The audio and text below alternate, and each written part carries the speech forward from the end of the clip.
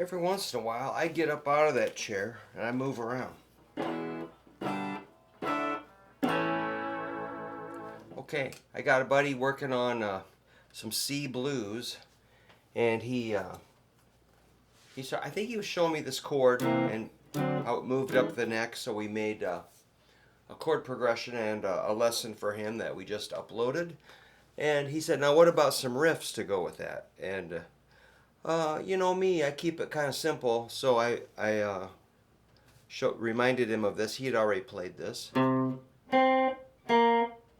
These are quarter notes, like a C, C, B flat, G. That's 3rd fret, 5th string C to the octave higher C. And you should know that octave shape. 3rd fret, or 3rd string, 5th fret. Then B flat,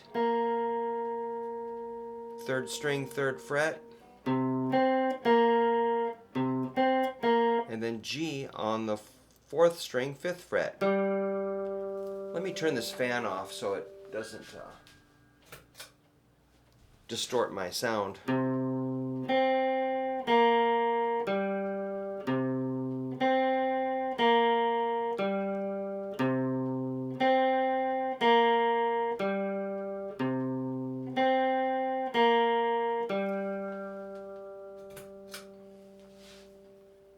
Yeah, that's the C riff. I did it 4 times.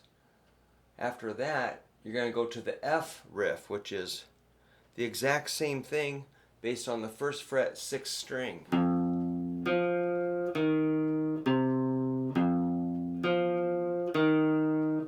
2 times, that's 2 measures, and then back to the C riff 2 times.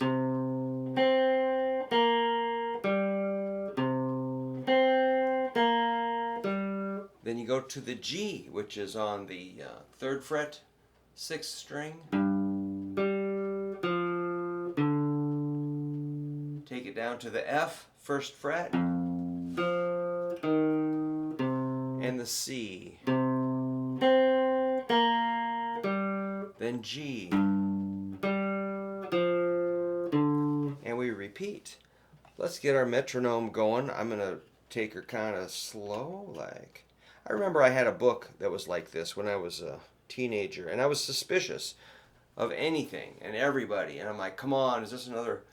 I was suspicious of being scammed by some crazy book. But it turns out that was a good lesson. So let's go like 55.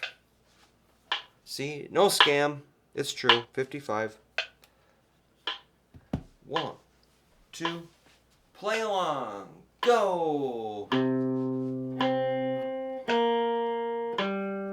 3,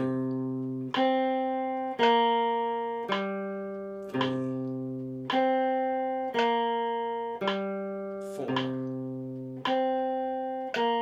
Now the F.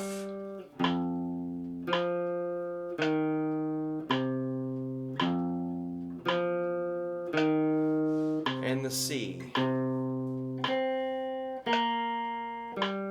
C. Here comes the G. And the F. C. The G. Let's repeat. One more time. Here we go. C. C. C. C. Here comes the F.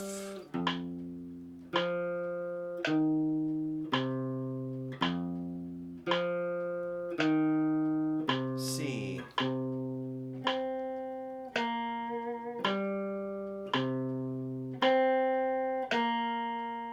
G.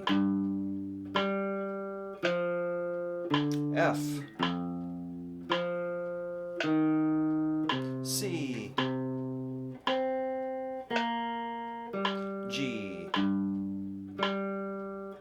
You can resolve on a C7 chord. Sounds good. Alright, that was nice and slow. Some songs are that slow, and you've got to be able to adjust yourself and get down to the lower tempos. There's good old 55. Here comes, you know what? 77. You know it. And let's try 77. A little more grooving. A 1, 2, play along, go!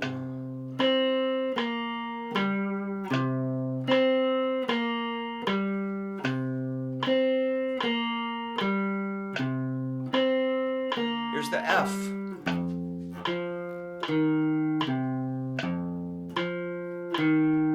C.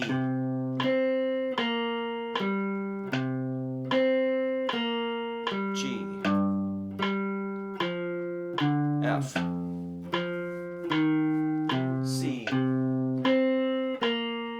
G. Let's repeat. Here we go. 1, 2, 3,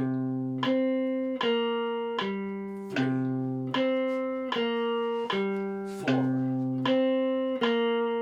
F.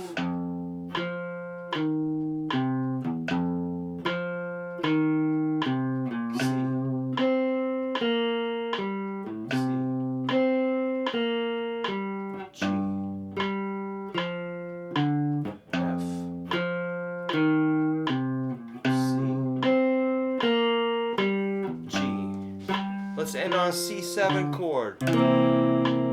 Yeah. Yes. Now let's take him up to 127. Ready, go.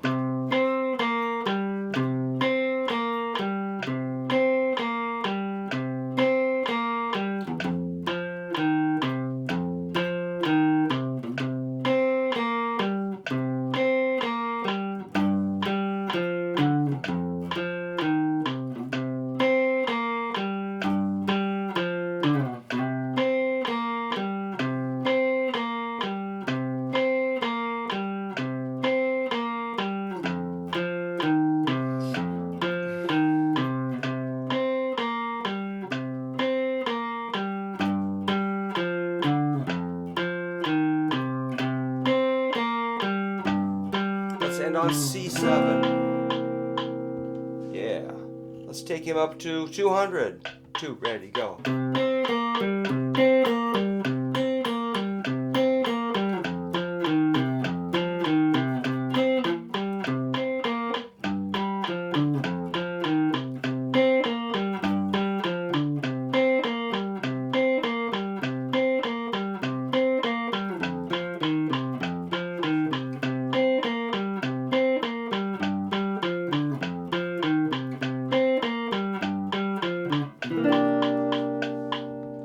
Did I do that once or twice? I sort of spaced out. You could also double these, like.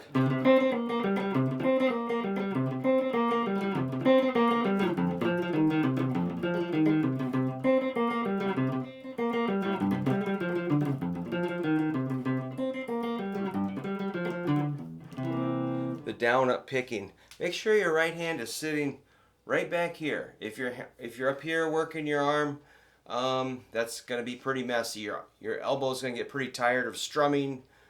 That's just too much motion. We want a tiny bit of motion. So the side of your right hand, right along here, sits on this metal crap right there in this corner. And barely touch the strings. You're going to do a slight palm mute. Slight palm mute. Make sure to hold the pick on the side of your index finger, the side of the first bone. Don't let your pick creep up here. No good. Don't put it on the flat side of your index like that. I don't like it. Don't get your middle finger in there. No need for that. Ring finger, no way. Just that. Let these fingers out. They can go here. Then these fingers can hit your switch, or your volume, your tones, or your whammy bar. That's why these fingers are out. Plus it helps put them on the face of the guitar. The smallest motion that you can do is probably the best. Your pick should be at a little angle, like a 45-degree angle to the string, not flat. Flat's close, but it's going to be kind of angled this way. See that angle? And remember, you're only hitting it with a tiny, tiny, tiny tip of the pick. If the pick is hanging out, it's going to go way too deep, and it's going to drag in there, and you're going to lose efficiency. So just that tip.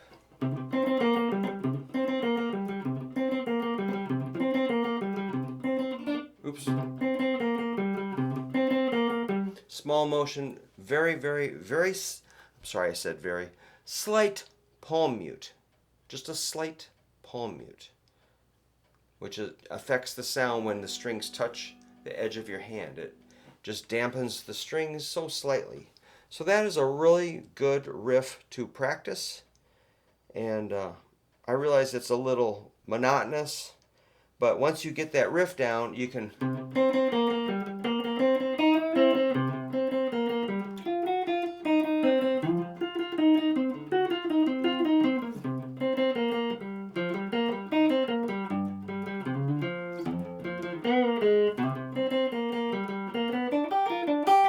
expand. It gives you like a platform to modify endlessly. Once you understand that basic skeleton of how the blues goes, then you can modify it and make it your own. But for now, let's make sure everybody's got the bare basic parameters of what a blues progression is with chords and riffs, and then we can even get our solos.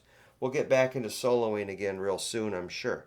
But this is a great step for a lot of us, just to make sure we've got our riff solid. Don't forget these basic fundamentals, and that's what this channel is all about. So if you like what I do, tell everyone you know.